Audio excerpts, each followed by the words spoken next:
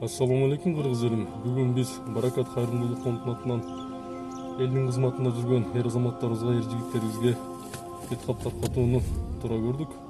Ар бириңиздерден суранып кетмекчибиз, мындай оор курдалда аз камсыз болгон үй бүлөлөргө, элдин кызматында жүргөн эр азаматтарыбызга бир аз болсо да колдоо көрсөтүп кетүүңүздөрдү суранабыз. Ар бир үйгө бекем ден соолук, тынчтык жана токчулук каалап кетмекчибиз. Ассаламу алейкум, урматтуу кыргыз элим. Азыркы учурда биз карантинде жөн жатпай элибизге, жерибизге кызмат өтөп жаткан бардык кызматкерлерге терең ыраазычылык билдиребиз.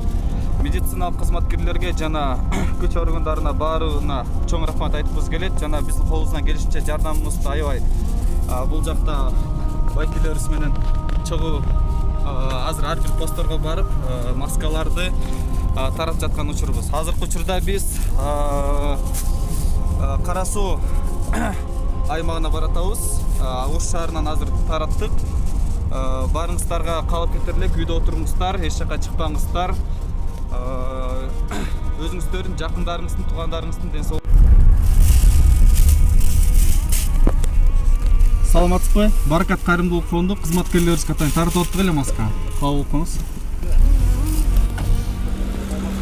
Баракат кайрымдуулук фондунан келдик эле. Бул жерде иштеп аткан биздин медицина кызматкерлерге жана сиздерге, күч органдарына баарына таратып жатабыз.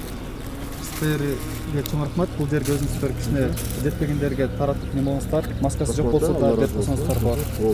Рахмат ака, кабыл алганыңыздарга. Сиздерге чоң. Макул ака.